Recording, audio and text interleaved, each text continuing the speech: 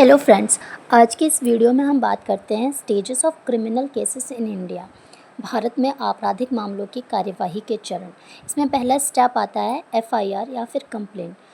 Case की शुरुआत में सबसे पहले आपको किसी पुलिस स्टेशन में जाकर या तो अपनी एफआईआर दर्ज करानी चाहिए या कोर्ट के सामने जाकर अपनी कंप्लेंट पेश करनी चाहिए।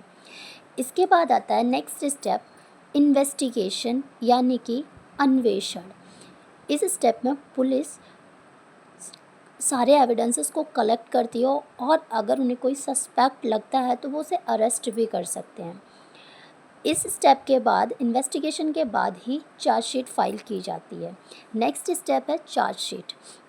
अगर पुलिस को कोई सफिशिएंट एविडेंसेस मिलते हैं तो वो मजिस्ट्रेट के सामने जाकर अपनी चार्जशीट फाइल करती है। अगर नहीं तो वो एक क्लोजर रिपोर्ट भी दे सकते हैं।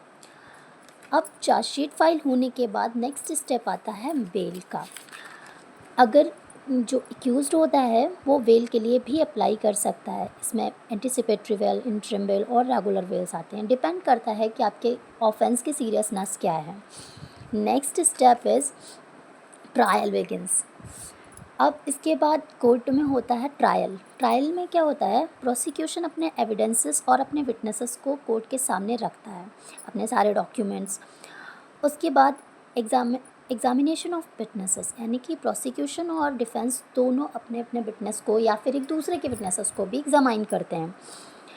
Then after defence evidence if any. अगर डिफेंस के पास अपना कोई एविडेंस है तो वो भी कोर्ट के सामने रख सकते हैं। इसके बाद आता है स्टेटमेंट ऑफ एक्यूज्ड। इसमें जज डायरेक्टली एक्यूज को क्वेश्चन कर सकते हैं जो केस के फैक्ट से रिलेटेड होते हैं बीएनएसएस के सेक्शन 351 के द्वारा।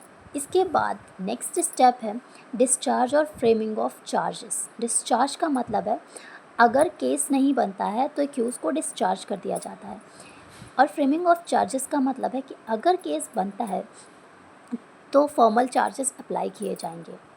नेक्स्ट स्टेप इज़ जजमेंट यानी कि निर्णय। जब दोनों पार्टीज़ अपने अपने क्लोजिंग स्टेटमेंट्स दे देती हैं उसके बाद जज अपना डिसीज़न रखते हैं, जो दो तरह से हो सकता है। अगर एक्यूज गिल्टी नहीं पाया गया तो उसे एक्विट कर दिया जाता है, अगर वो गिल्टी पाया जाता है तो कन्विक्शन होता है। Next step is appeal, revision और रिव्यू। लूजिंग पार्टी अगर इस कोर्ट के डिसीज़न से सहमत नहीं है तो वो इस डिसीज़न को किसी हायर कोर्ट में चैलेंज कर सकती है थ्रू अपील, रिवीजन और रिव्यू। तो ये था हमारा आज का topic. Thank you for watching and follow for more.